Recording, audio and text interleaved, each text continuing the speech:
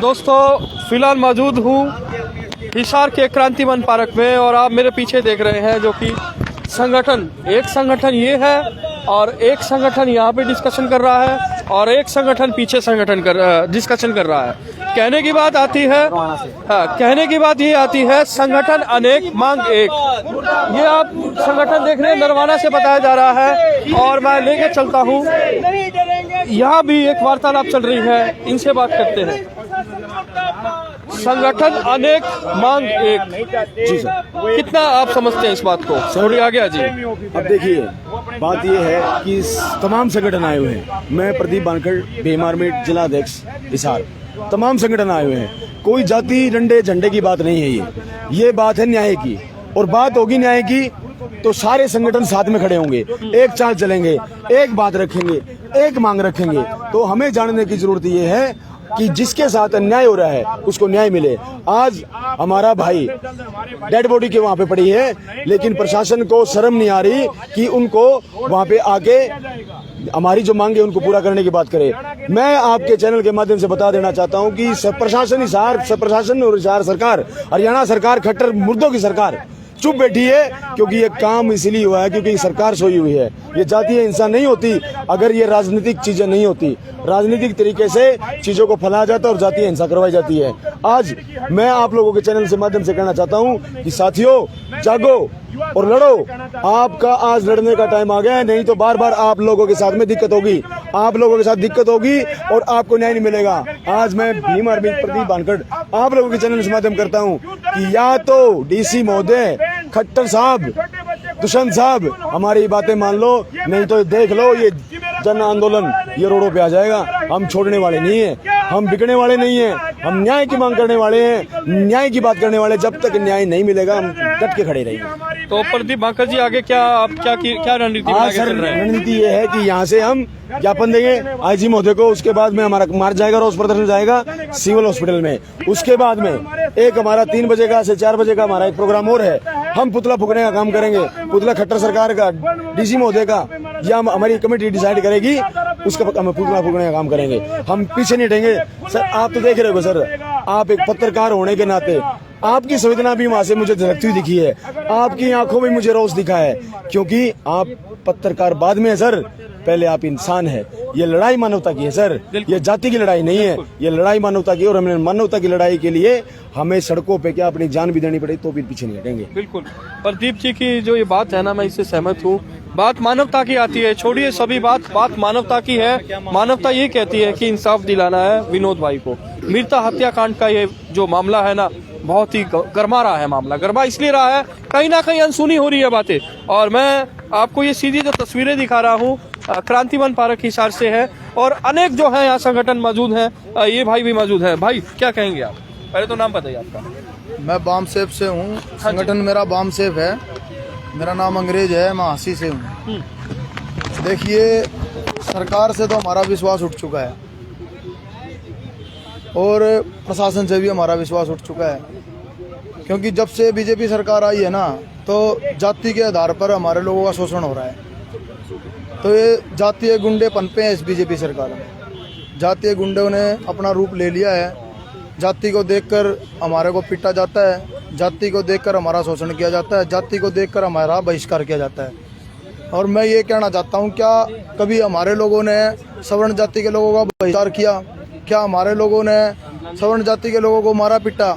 हमारे ही लोगों को क्यों मारा पीटा जाता है? जाति देखकर मारा पीटा जाता है, जाति के आधार पर हमारा शोषण होता है। और मैं ये बताना चाहता हूँ आपके चैनल के माध्यम से कि जब किसी इंसान का दम निकलता है ना, तो बहुत औखी बात होती है किसी का दम निकलना। एक अच्छे भला इंसान भी हमारे घर में जब दम तोड़ता है ना, तो हमारे से वो भी देखा नहीं जाता। और उसको पूरी रात पीटा गया, इतना पीटा गया कि उसने अपना दम ही तोड़ दिया। उसकी पसलियाँ भी उसकी पासू में चली गई, गुर्दे में चली गई उसकी पसलियाँ। उसके प्राइवेट अंगों को ख़त्म कर दिया गया, उसके प्राइवेट अंगों पे मारा गया। तो आप सोच के देखिए कि एक 20-22 साल का लड़का जिसका दम निकल गया, कितनी बेरहमी से उसको मारा गया। और दम निकलना आसान बात नहीं है किसी का। तो ये इंसानियत नहीं है, ये घिनौना, बहुत घिनौना काम करा गया। ये बहुत बर्बरता करी गई हमारे समाज के भाई के साथ, विनोद के साथ। हम तो यही चाहते हैं कि भाई उनको न्याय मिले, फांसी की सजा हो, सख्त से सख्त कानून बनाया जाए ताकि आगे से कोई घिनौना अपराध ना कर सके। एक ही गूंज, एक ही नारा, विनोद भाई को इंसाफ, इंसाफ, इंसाफ, इंसान।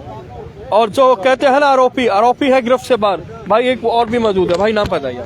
मेरा नाम विजय अठवाल है। मैं आपके चैनल के माध्यम से आप पूरी जनता को और पूरे देश को और हरियाणा प्रदेश के लोगों को एक बात बताना चाहता हूं। हम लोग अभी तक जितने तमाम हमारे साथी थे, जितनी भी बाइट दी गई है, उसमें हमने किसी एक विशेष जाति को टारगेट नहीं किया।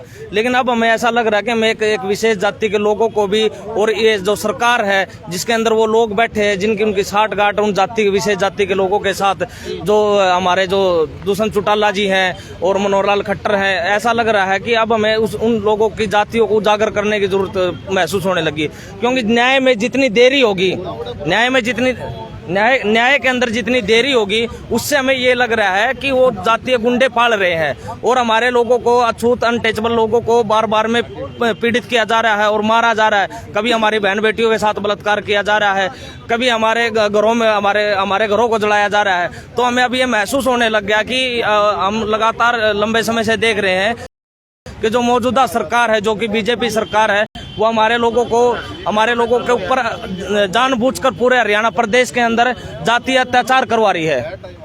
तो चलिए, बात वही है। अब एक ही आपने बात करी, अभी तक तो जाति को हम टारगेट नहीं कर रहे थे, मानवता की बात करेंगे। मानवता ये कहती है विनोद भाई को इंसाफ दिखाना है। सीधी सी बात करेंगे।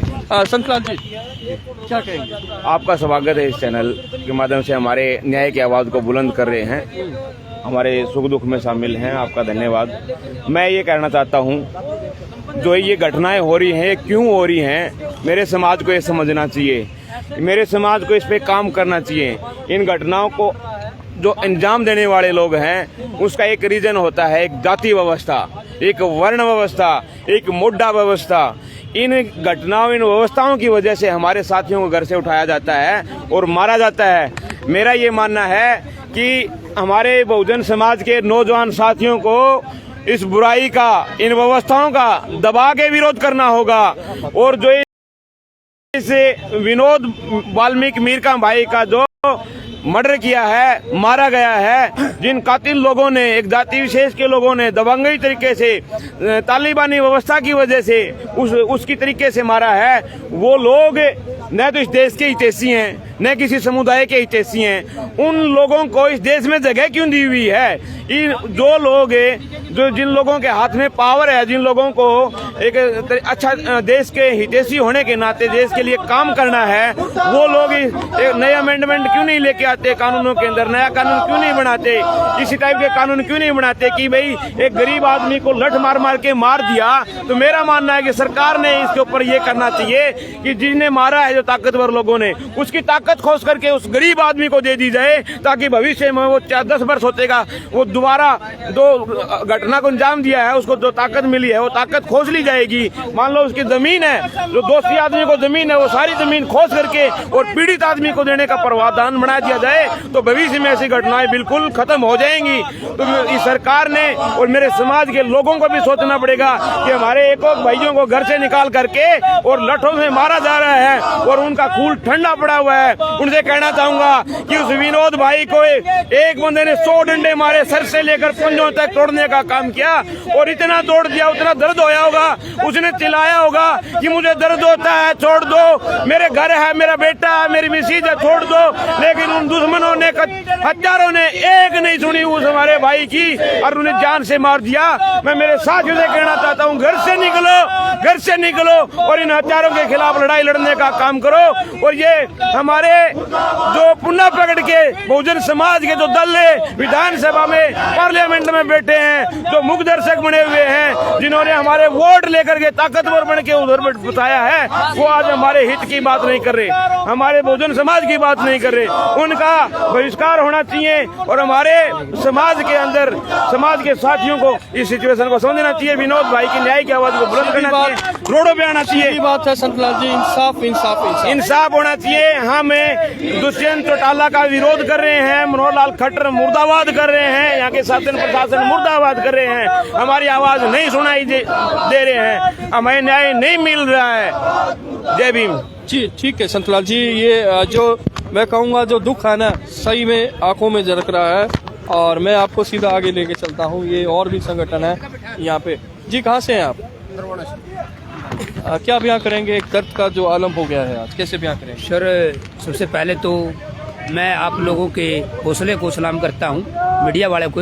मैं लगातार मैं क्या सारा हरियाणा आपको देख रहा है, आप बहुत अच्छी फाइट कर रहे हैं। एक चौथा सितंबर का जो असली रूप है वो आप में दिखाई देने लगा है, वरना यहाँ का मीडिया और यहाँ का खादी और खाकी तो इतना अपनी रूमों के अंदर इतना बंद है कि आवाज़ उठाने में भी, एक इंसान के मरने पर भी अपनी आवाज़ उठाने में भी गुरेज महसूस कर रहा है। और मैं वाल्मीकि महापंचायत से हूँ, बलदेव टांग जिला अध्यक्ष कैथल, और संपूर्ण मेरी टीम ने मुझे आज नुमाइंदा बना के भेजा है यहाँ। और हम ये आज ये आंदोलन हिसार से शुरू नहीं हुआ है, इसको जब से हमारे ऊपर अत्याचार हुए हैं, बाबा साहेब ने अपने परिवार को इन अत्याचारों के खिलाफ अपनी बलिदानी कुर्बानी दी है, उनकी कुर्बानी को बेकार नहीं जाने देंगे। और महापंचायत ने ऐलान किया है कि हमारे डिस्ट्रिक्ट के अंदर ऐसे ही सभी को ज्ञापन, और विशेषकर हमारे लीडरों को, नेताओं को, जो आज हमारे रिजर्व हलकों से बनके दोनों एमपीज हैं, मैडम सुनीता दुग्गल जी और हमारे हिसार से रतन लाल कटारिया जी, उनको विशेषकर कहना चाहता हूँ कि आप सरकार में बैठे हैं, आप मेज पे खड़े होकर कहिए, संघर्ष करिए, विधानसभा के अंदर संघर्ष करिए, लोकसभा के अंदर। आज हमारे लोगों को दिन दाड़े, हमारी बेटियों को दिन दाड़े, हमारे समाज को बहिष्कृत करके ये लोग क्या दिखाना चाहते हैं कि यहाँ गुंडा तत्व का राज रहेगा? ये लोकतंत्र का राज है सर। ये देश बाबा साहेब के संविधान से चलता है, और यहाँ का एक एक जच्चा बच्चा, एक एक स्त्री, एक एक नुमाइंदा के अंदर बाबा साहेब के विचार खून बनकर दौड़ रहे हैं। और मैं डीसी हिसार और एसपी हिसार को बोलना चाहता हूं कि अगर आपको सेफ रहना है तो आज जल्दी से जल्दी गिरफ्तारी करने की कोशिश करिए, रिजल्ट दीजिए, ताकि आपकी नौकरी भी सेफ रहे और ये समाज भी एक शक्तिशाली के भाईचारे के रूप में एकत्रित हो। जी बहुत बहुत धन्यवाद। आपका नाम बताइए सर? जी बलदेव टांग। बलदेव टांग जी से बात एक ही आ रही है, हथियारों को फांसी दो, हथियारों को गिरफ्तार करो। 17 गिरफ्तारियां में से अभी तक सिर्फ बताया जा रहा है 5 और 4, और ये भाई भी मेरे साथ जुड़े हैं। नाम बताओ सर? गुरमेल जी, क्या कहेंगे? क्या कहना है, 6 दिन हत्याकांड को 5 आरोपी। कभी कोई अरेस्टिंग हुई? अभी कोई और अरेस्टिंग हुई है क्या? 5 ही हैं। 5 अरेस्ट हुए हैं सिर्फ, और ये प्रशासन की असंवेदनहीनता दिखा रहा है कि 5 दिन हो गए हैं धरना प्रदर्शन करते हुए, और डीसी साहिबा पहले दिन आश्वासन देकर एक बार भी उन्होंने जाके नहीं देखा कि पीड़ित परिवार का क्या हाल है। और हम इसे जो है मांग करते हैं सरकार से भी कि जल्द से जल्द कार्रवाई करे और गिरफ्तार करे। और मैं आज बता दूं आपको, 3 बजे नागौरी गेट पर अनिल विज जो गृह मंत्री हैं हरियाणा के, उनका पुतला फूंका जाएगा। और कल 12 बजे नागौरी गेट पर जो अम्बाड़ा और सिरसा से सांसद हैं, वो सरकार में हिस्सेदारी है उनकी, सुनीता दुग्गल और दर्शक बन गए हैं, मूक दर्शक बन गए हैं। जो आपके ही अपने कहेंगे ना, वो मुझे शब्द यूज नहीं करने वाले, आप समझ सकते हैं। मूक दर्शक बन चुके हैं। अनुसूचित जाति या रिजर्व सीटों पर चुनाव लड़े और अब पार्टियों के दलाल बनकर उनकी गोदी में बैठे हुए लोग जो है अब समाज की तरफ नहीं देख रहे हैं, तो हम उनका भी बहिष्कार करेंगे और उनके भी पुतले फूकने का काम करेंगे। मैं आपको बता रहा हूँ कि सुनीता दुग्गल और रतन लाल कटारिया जो सांसद हैं, केंद्र सरकार में उनकी भागीदारी है, वो सरकार को चिताने काम नहीं कर रहे, वो मुख्य दर्शक बने हुए हैं। कल नागौरी गेट पर 12 बजे उनका पुतला फूकने का काम करेंगे, और जब तक सरकार कार्रवाई नहीं करती, प्रशासन कार्रवाई नहीं करता, हम इस आंदोलन को इसी तेजी के साथ जो है चलाते रहेंगे। दृढ़ निश्चय कर लिया है आपने? जी बिल्कुल जी। ये सीधी रिपोर्टिंग मैं आपको जो दिखा रहा हूँ हिसार की क्रांतिवन पार्क से है दोस्तों। रोष जायज है। कल मैंने आपको रिपोर्टिंग दिखाई, 5 दिन और 4 रात हो चुकी हैं, और आज जो हो जाएगा 6 दिन और 5 रात। मगर अभी तक जो आरोपी है गिरफ्त से बाहर है, और यहाँ कई संगठनों के लोग पहुंच गए हैं। और मगर मांग एक है, मांग एक कि 17 की 17 गिरफ्तारी होनी चाहिए। मगर अभी तक जो रिपोर्टिंग के थ्रू और जो सूत्रों के हवाले से खबर आ रही है, मांग सिर्फ 5 ही गिरफ्तार हुए हैं। आगे की ताज़ा अपडेट मैं देता रहूंगा। ये लोग जो हैं सिविल हॉस्पिटल की तरफ रवाना हो चुके हैं। तब तक के लिए मैं लेता हूं इजाज़त। आपका दोस्त मैं, जय हिंद, जय भारत, धन्यवाद।